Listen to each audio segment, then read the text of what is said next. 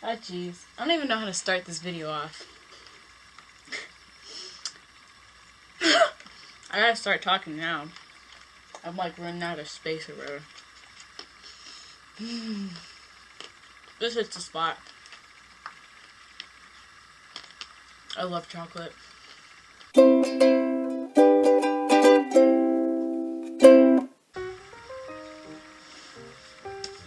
Hey YouTube! I am back from the dead. I didn't actually die, guys. Don't worry. I didn't actually die. I got my hair cut. Last time you guys saw me, my hair when it was down went all the way down to like my pants pockets. And now it's this short, which is a really big change. I haven't actually had my hair cut this short before, so it's new. Last time I uploaded was somewhere... When was the last time I uploaded? So last time I uploaded was September 29th, and that was a really long time ago. So I bet you guys are wondering what the heck happened. Well, let me run you over a really brief summary of what the heck happened in the past 2 months. So September you guys already know about, or you should, because you can, in my Ramble Blog video, the last one that I uploaded. So October, what you guys didn't know was after homecoming, I was starting to slip downhill.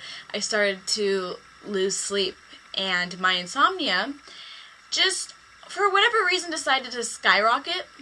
So school was really stressing me out with bringing back memories of things that I really didn't want to remember again. I was so sleep deprived, and I was already like behind on my schoolwork because I was so tired that the best that I could do when I got home was to not fall asleep.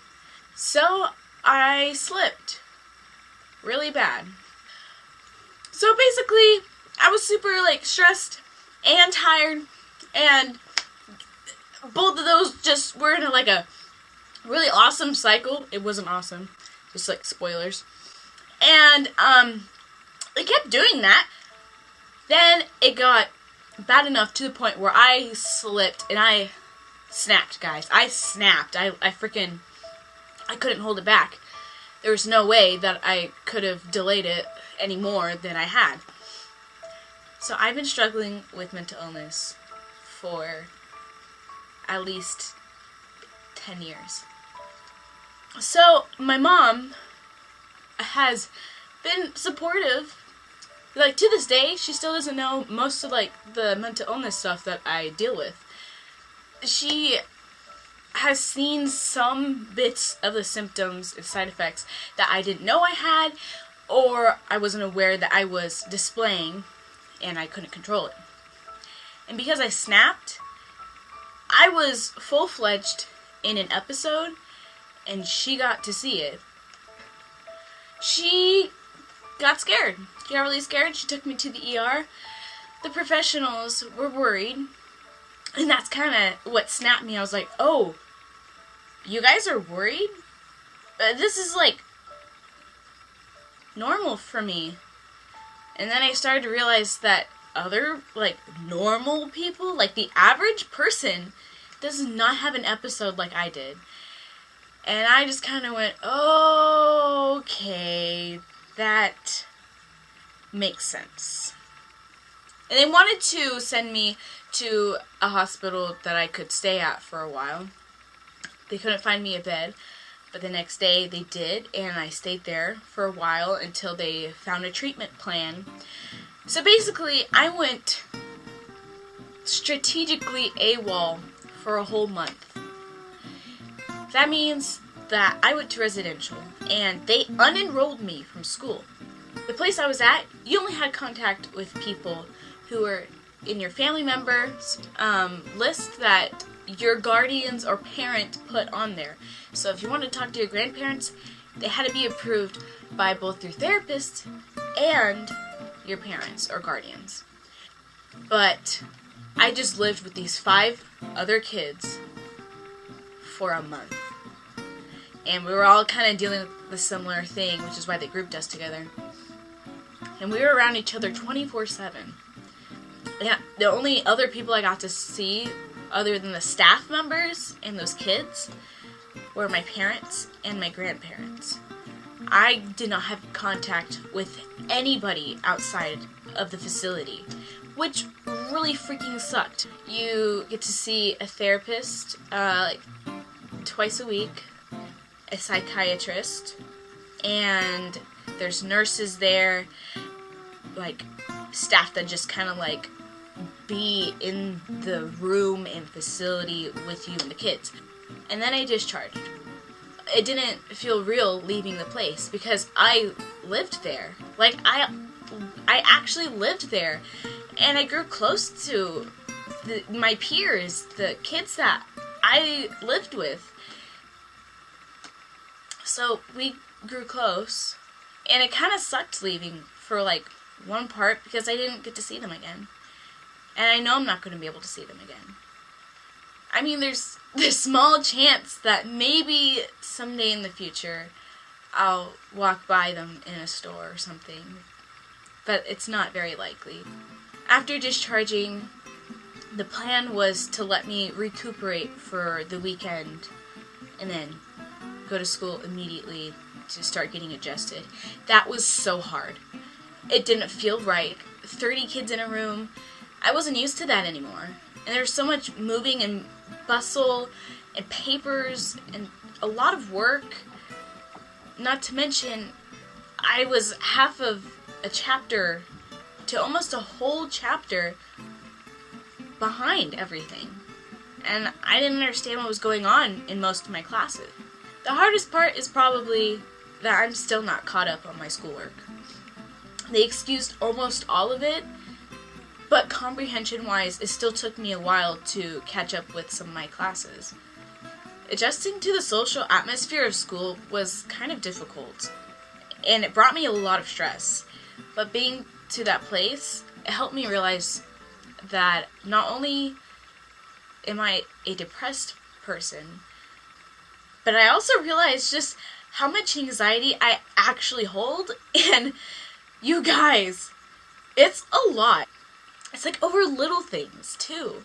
Like someone could tell you that their favorite color is blue and their birthday is tomorrow.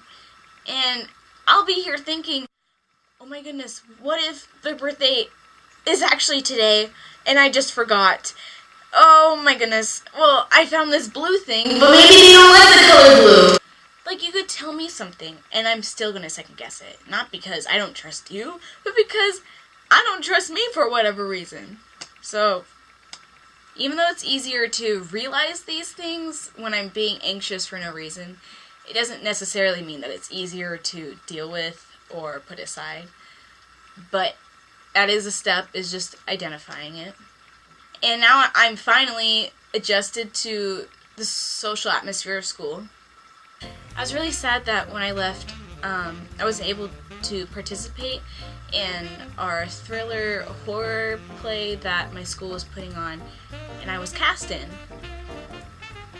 But because I went, I wasn't able to be in it, and I missed the whole thing, so that really sucked. That really put a damper on my time away from everything. Now I'm finally getting used to the idea of the workload again, and I can sort of do my work, but really nothing's changed, except I'm not breaking down. Or as much, really. While you're at residential, they kind of work with your parents. After I left residential, I was ordered to have therapy after leaving. And they requested this specific kind of therapy to help with trauma, but I'm rather nervous about starting it. And maybe I'll make another video on my stay, but it won't be anytime soon, because I still don't want to talk about my stay. So instead, I'll give you guys a rundown. Just as a really quick trigger warning, I only mention the words abuser and depression, and I do not go further into the details. I've been dealing with 3 different abusers. No, 4. These people have traumatized me so much, And I never realized how truly I've been affected by it until I got sent to residential. These people don't speak to me anymore. But it is hard living with the issues. And I've dealt with all these issues. I've dealt with all of it for years. In 8th grade, I got therapy for depression. And that went on for a little over a year.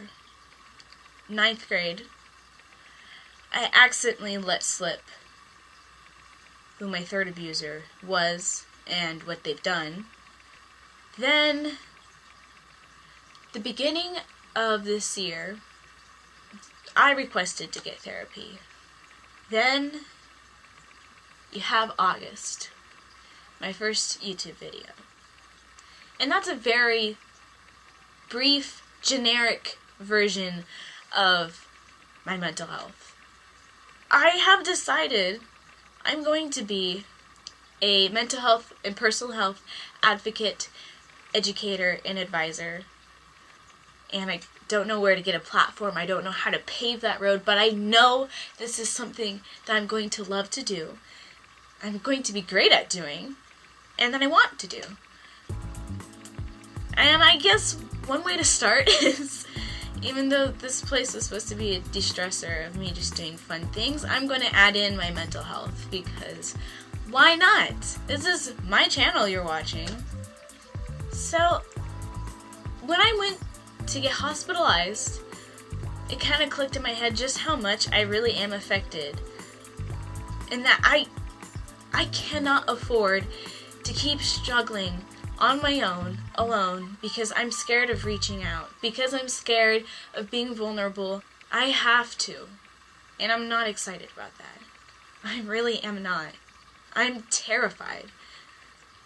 But at least I finally realized that I really can't do this on my own.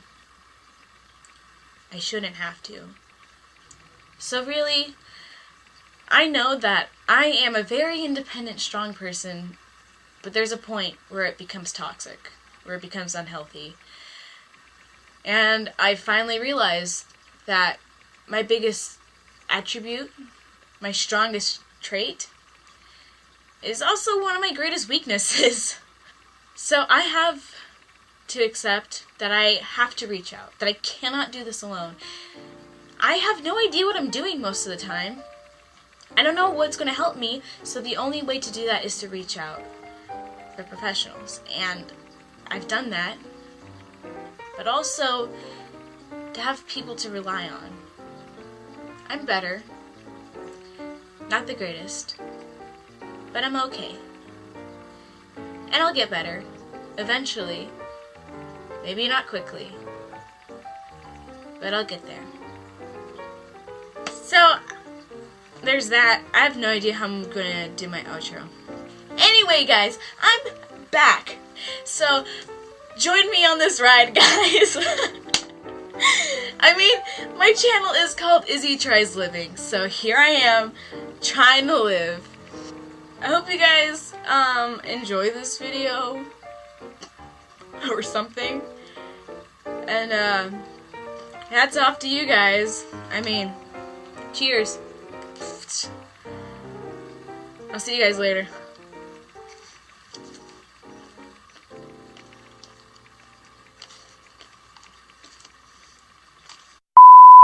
And oh god.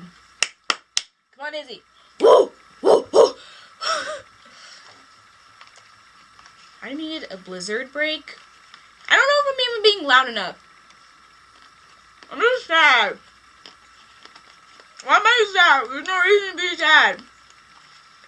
I'm not even, like, real sad. It's just like, I don't understand. I love chocolate. Alright. Let's see if I can do it again.